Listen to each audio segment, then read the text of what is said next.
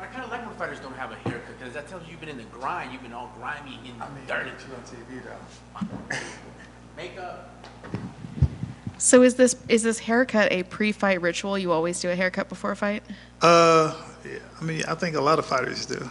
Yeah, you just wanna. I don't know. It's just something I've been doing forever. I like it. Is it a because you know you're going to be on TV thing, or is it like a cutting away the old, starting the new?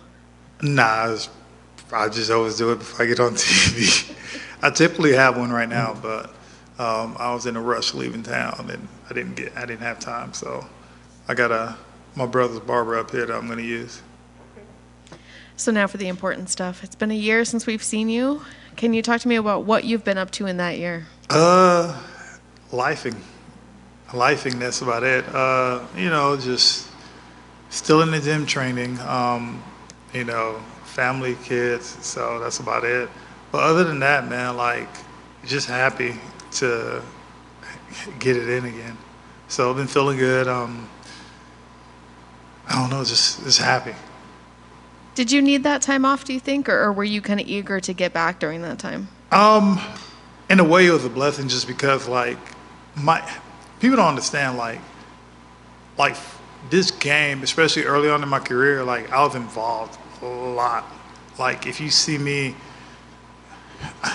I don't even know. I think this fight might put me at or time me for either put me at the most fight in the light heavyweight division or have me tied at the light heavyweight division. But people don't realize early on in my career I wasn't beat up, but like now it's just like even the year I didn't want it off, but I needed it because my body feels great now. So Was there any time during that break that you felt like not that you might not return? Was there any time where you felt like this is lasting too long? nah. I tell you one thing I do that I think I have above a lot of other fighters is, and the reason I'm able to last as long as I am, and the reason I'm able to do as much as I'm able to do, is me actually taking care of my body.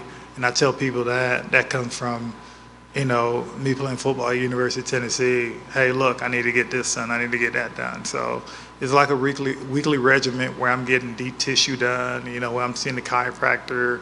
If I feel something is kind of off or whatnot, I don't try to fight through it. I can kind of taper back. Hey, look, I got this going on. And me actually seeing the right PT people asking the right questions. Because over time, I get to know my body. And especially when you're talking to a PT person, I'm like, hey, look, I know where I'm hurting. And you start actually using their lingo. They were like, okay, you've done this a time or two before, so you know what you're talking about. So with me doing that, that helped out tremendously. Like literally, if I'm hurting somewhere, I'm like, hey, I'm around this area is hurting. What's the name of this area? And then be like, okay, this is the name. So if I go to somebody else, I don't have to worry about, I forgot the name. I know everything. Hey, this part of my body is hurting. This is the type of treatment that works for me. This is the type of treatment that actually I have, like, good work with. Some people would be like, okay, no, I don't like to do it this way. I say, look, I'm telling you what's worked for me, and we can try it, but this is what works for me, and I know how my body responds to it. So that's kind of one of the helping factors where I listen to my body, I know what's wrong with my body, and I actually know where to go and how to get it taken care of. So can you talk to me a little bit about the phone call when you got the name Kennedy? What were your first thoughts?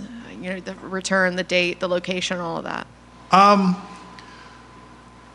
It was a good phone call. Like I said, I just want to get back in there. I mean, the 205 division, like it's different. Right now, it's so shook up. It's crazy because for the better part of 10 to 15 years, you only had like 2 champs in that division. That was John in DC. Now in the past year and a half, how many times the belt's been switched around? It's been crazy. But the 205 division, like I'm kind of, I guess, the one of the last guys that's in there. But still, I still feel great, feel fast, feel strong. So when I got the phone call, I was definitely excited about it. Good matchup. He's a tall. He actually has more reach than I do. So a lot of guys I end up having probably an inch. He has an 8'3" inch reach. long. He likes to strike. He's good at, you know, I guess, surviving sometimes an onslaught and then coming back and finishing people, whatnot. And a lot of people try to gas themselves out finishing him. So I know with me, I got to be careful on that aspect. But he's a good fighter. I tell anybody, anytime people be like, oh, well, you know, he's an okay fighter. I'm like, bro, he's fighting in the UFC. If you fight in the UFC, you're a pretty freaking good fighter. So. Are you expecting to have to go the 3 rounds with him then? It sounds kind of like you might be. I mean, I'm expected to go 8 seconds, which is the fastest fight I ever had in my life. I'm expected to go 3 rounds. So whether I can finish the fight in 8 seconds or I can finish the fight, you know, 3 rounds at the end of the night, the only thing that matters at the end of the night is me getting my arm raised at the end of the night. So if it's 8 seconds or if it's, you know, 3 rounds, I'm good to go. I noticed you had a trailer for a movie on your Instagram. Are you in that movie? No, I am not. I just, my manager told me to put a trailer movie. The movie's actually out right now. I'm actually going to I'm actually going to watch it here probably this week. Is there any desire to be in a movie? It sounded like, no? I mean, I was in one a while back. What movie? Was it Black Bear? Okay. What did you play a fighter? Yeah, I played a bad guy. So what did you think of the experience? It's kind of like choreographed dancing. Like, I mean, to be honest, like, you know, as a kid and when you used to watch all the action-packed movies, all the fight scenes, you'd be like, oh my God, this is so unreal. Like, you want to try them, but everything's choreographed and people really don't get hit. But still, like, it's Hollywood. Hollywood makes everything looks good. Have you seen the trailer for Connor's movie, Roadhouse? I've seen the trailer, so that was pretty good. Does it look authentic? Because I think a lot of people think it looks cheesy, but I mean, it's a movie. Like you said, you're not really getting hit. How much? I don't know. I've seen the trailer. I've seen it. I have to. They like show the fight scene, and basically the clip goes off somewhere else. So I've seen it. I just I don't know. I want to check it out. I'm gonna check it out, but what movie? The movie that I really wanted to think about was Black Panther 2. Reason being because a lot of that shooting that they had took place in Haiti. I'm Haitian, so I saw the transition. I saw like the back lingo of everything or whatnot, and that was actually pretty cool. So that might be a career you're gonna look into. I'm just saying that would have been a movie. I'm not saying it's a career, but I'm just saying that would have been a movie I would have been in. I would have wanted to be in. Awesome. But, Last one for me. You already mentioned that the 205 division is kind of in a jumble right now. Just curious what you think of the upcoming fight between Alex and Jamal.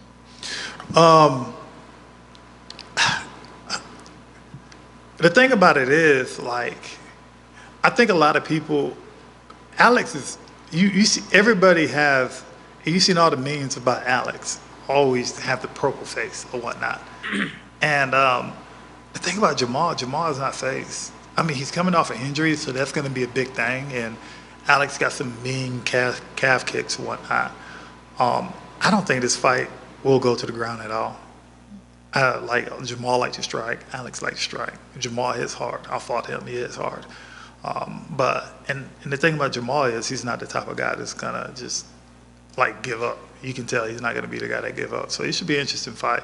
It's gonna be a definitely back and forth type deal. But I think the conclusion of the fight is gonna be, I think how Jamal is gonna trust his body or whatnot. Because sometimes it's his first fight from coming off an injury, and he's been out for over a year. So, and Alex actually been active in the 205 division, and he stays active. And he's a big, I don't know how the hell he made it down to 85. I'm still like, I don't know how the hell he made it down to 85.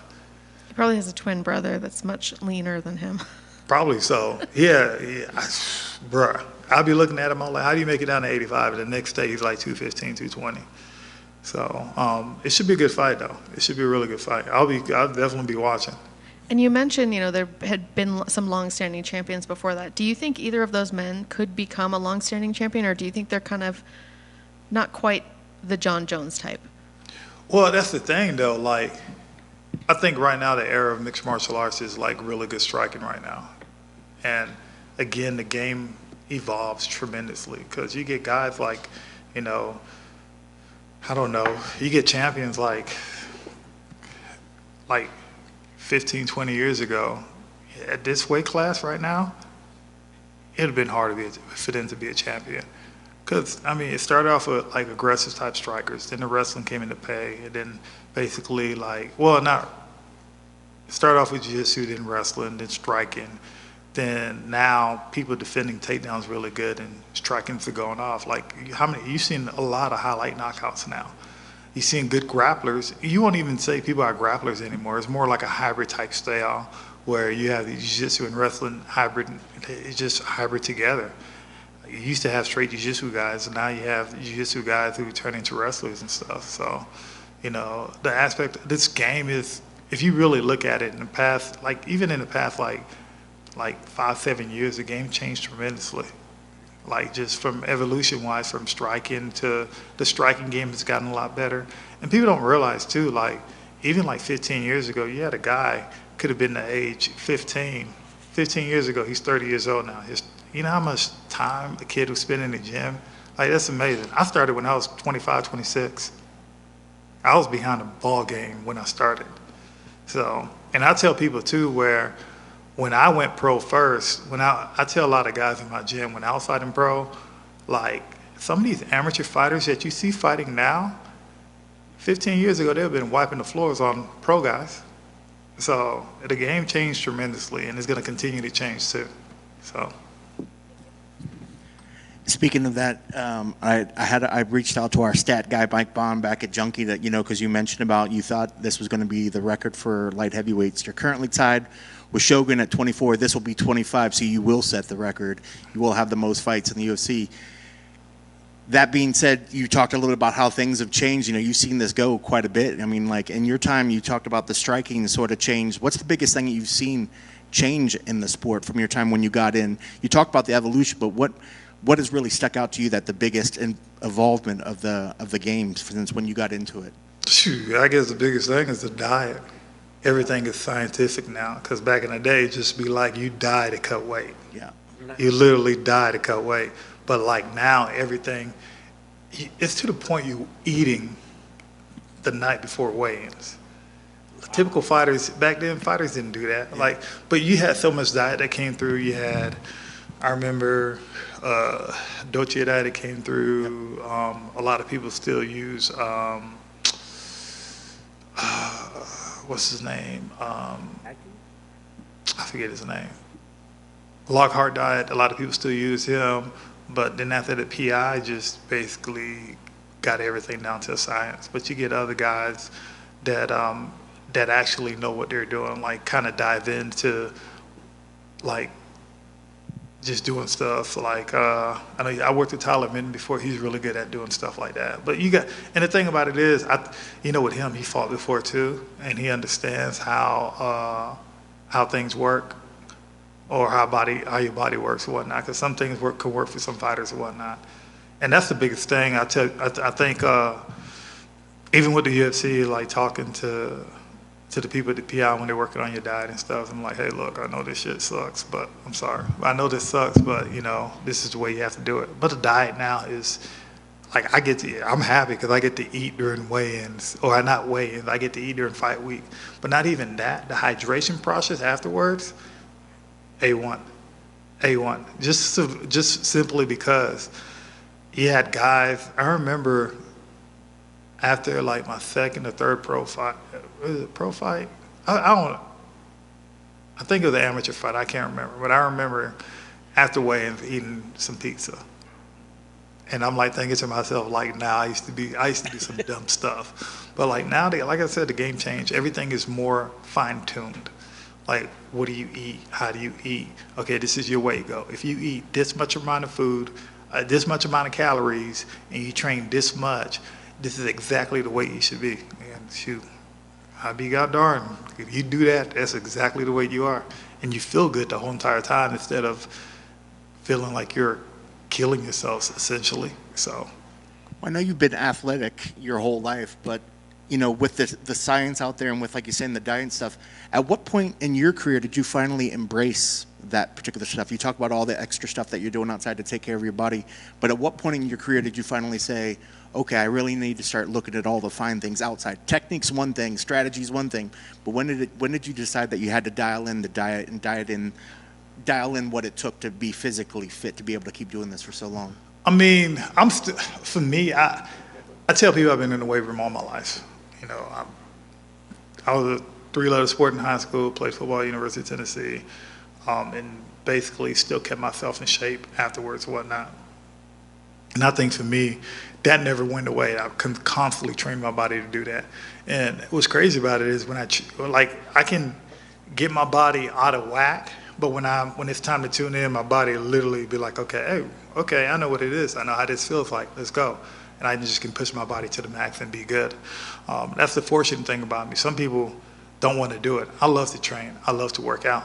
I've been doing it forever. That's pretty much the only thing I know. It's kind of scary too, just because, you know, when all of this is all said and done, people be like, you're not going to work out. I mean, I'm going to work out every single day. I'm still going to work out. But as of right now, nothing is done. So I'm good. I'm good to go.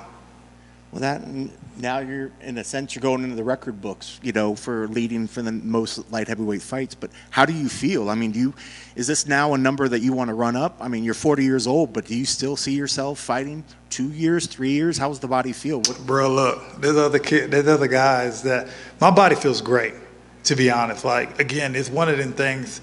Like I said, I've been blessed in a way just because, like, early on in my career, anytime I needed help, anytime like I had something wrong with me, I was able, like, even early on when you started, like I was able to essentially go to the University of Tennessee and use the trainers that I had and be like, hey, I have this wrong with me. Can you help me out?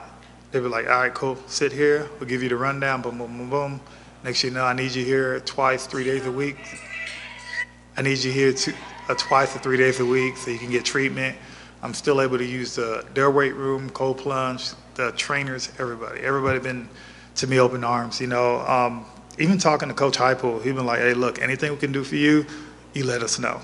And I was like, believe me, I've been there a lot. I was going to ask you, I remember in the past that they asked you back to speak to the players and stuff. Is that something you still get to do?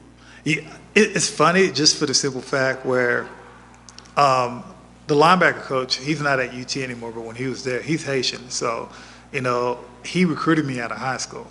So him and we were talking. He was like, hey, look, I want you to come talk to our linebackers. And I'm like, all right, cool, I can come talk to your linebackers. And he went from talking to the linebackers, and like 2 days before I come talk, he was like, hey, Coach Heupel needs you to talk to the team. I'm like, what?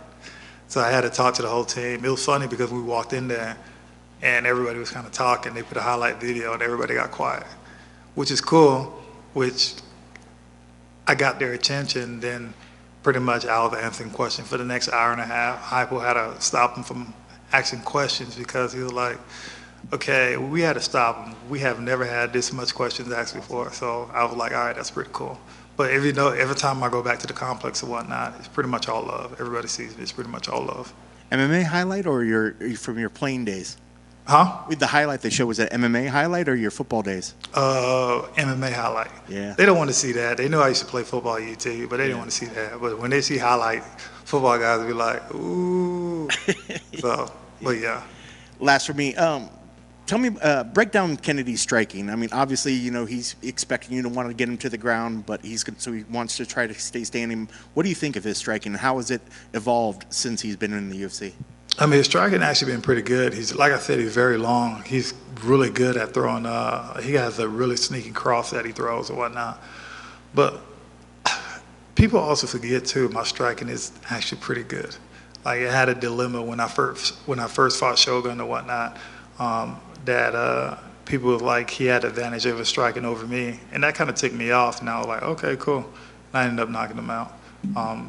But you know, people don't realize, like, within this game, I have unorthodox submissions where I can get just unorthodox technique. So I have knockouts with my legs. I've broken people's arms with my legs. I have a knockout with my hands too. So, you know, it can go either way for me. So I think it's more I think the advantage goes more towards me. Some people might not think that. Kennedy, like I said, he's good. His striking is good, but I think mine's a little better. And we know you're going to be looking for the Von Preux out there as well. Man, I got so much other crap I can get. I got so much, like my transitions, the way I've been feeling lately, like that right there, that right there is something I can do with my eyes closed. I don't like, it's automatic. I don't have to think about it. I can do it standing up. I can do it pretty much anywhere. So, I don't have to even think about it. You grab my head, I know where to go immediately. So, and if you grab my head, you just know that there's a likelihood that I'm going to beat you to wherever you need to go. So. Last keys to the victory. What needs to happen to make sure you get your arm raised on Saturday? I mean, me, just be me. The way I've been training, the way I've been feeling, the way I've been training, the way I've been feeling, the way everything just been clicking together. Just continue that. I'm just kind of hold on to that. Once I hold on to that, I'll be good.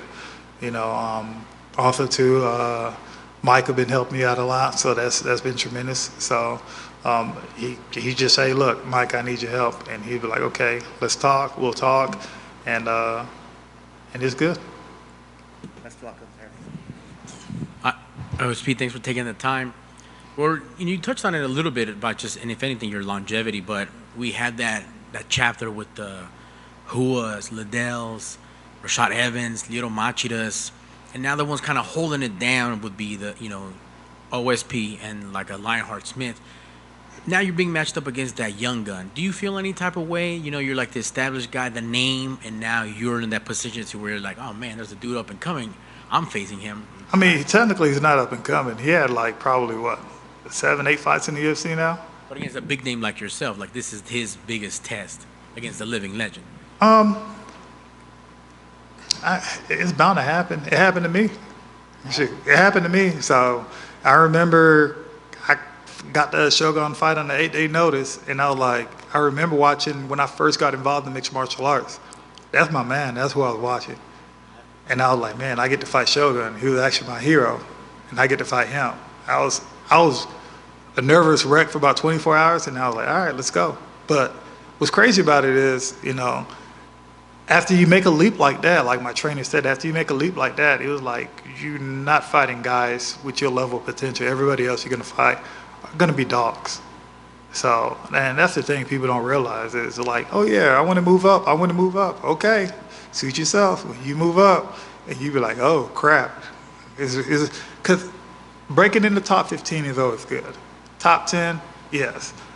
But when you break into the top 5, there's a reason why like a lot of those guys in the top 5 kind of circling up there, because the margin of error is small and they can capitalize off of anything.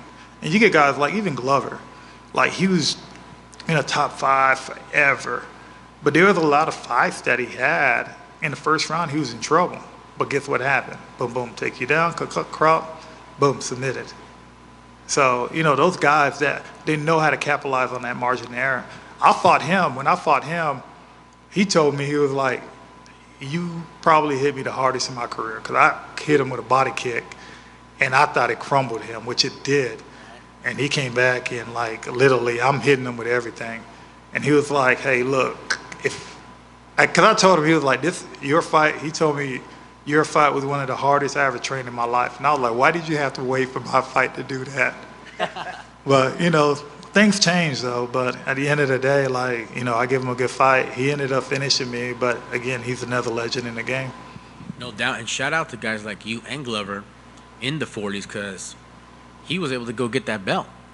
I'm not saying you can't do the same thing. Give me one little gem that this version of you is able to compete and stay relevant, as opposed to the younger version that you're like, man, I can't believe I get away with that. I'm so much better and smarter now. Technology. Well, it's not so much of a technology. Like, people don't often understand. Like, the game of mixed martial arts is a physical game, but people don't realize how much of a mental game it can be. Like, Dustin Poirier was talking about that the other day. How, like, there's times you just start doubting yourself, like, hey, is it me? What am I doing? What should I do? Should I change anything or whatnot? But again, you start talking to people, and Micah has helped me out a lot. So, Like literally, hey, look, you're thinking too much. What are you doing right now? Hey, you need to catch on. You need to hold on to your balloon. So he tells me that, and I'm just telling myself, okay, cool. I've been feeling good. Even, when I'm going out running, I like running by myself at night just because the elements is a little different. So everybody can run outside during the daytime and feel good, but at night is a little different when you run at night.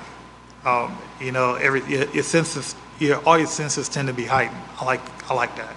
It kind of gives me a fight, a flight or fight type of deal, which helps me out tremendously. And doing it helps, but doing it, I know when it helps when it's late at night, it's pitch black, and I see something run across me and I don't even flinch. Okay. That's when I kind of know like I'm in a zone now, and I'm like, all right, cool, I'm good. So, just doing different things to actually, bring your focus sharp, because I know what I'm capable of doing. People see me training in the gym, and like I know what Vince is capable of doing. But a lot of times when you want to apply it, to in the octagon or whatnot, sometimes like the nervousness get to you or whatnot. I've been doing this for a while, but it happens to everybody. Dustin Poirier had been doing it for a while, and he was like, man, my head was just jacked up. It happens to a lot of people. So if you get the right help for it, you typically end up being good. Man, that's awesome. Thank you for sharing that, and just even the fact that like a true mixed martial artist to get dialed in, even knowing how to do that, that's a big one for you, my man. You touched on something earlier that I don't hear about much. We don't really hear people talking about, that recovery. Why do you think there's a lack of education in that? Because that definitely will prolong your career, but you don't hear people go in on like, oh man, I got this way to heal up, this way to listen to my body, the deep tissue massage, yoga, Pilates, whatever. You don't hear that. Like, are people not educated enough on recovery? I mean, you got to think about it too. A lot of fighters, when they came into the game, they didn't really come with anything. They didn't come with any. There was only a few fighters that came in with certain type of deals. Like, well, I need to get a deep tissue, I need to get recovery or whatnot. So everybody used to just grind or whatnot, and it's kind of a good thing with the PI came into play. Like a lot of fighters started knowing about that now, so that helps out a lot, especially the people, the guys at the PI. When you with Heather, Bobby, and all of them, they know what they're doing. Like literally, like, hey, Bobby, I got this wrong with me. Like even when I used to talk to Heather, what do you think about this? Doing a full body assessment on you, and you'd be like, okay, this is where you're lacking at. You're tight on this, so we need to focus more on this. We're going to tailor your workouts around here or whatnot. So, I mean, they know what they're doing. So that helped out tremendously. But even beforehand, I used to call and be like, hey, what do you think about this? Hey, what do you think about this? I'm always asking questions, especially when it comes to like recovery type, whether it's doing dry needling, whether it's doing shockwave therapy, whether it's doing fascial stretching and whatnot. I'm always asking the question. Anybody asks me about something, I'm always asking them about it. Awesome, man. Well, good luck on Saturday. Can't wait to see you and the new haircut. Appreciate it.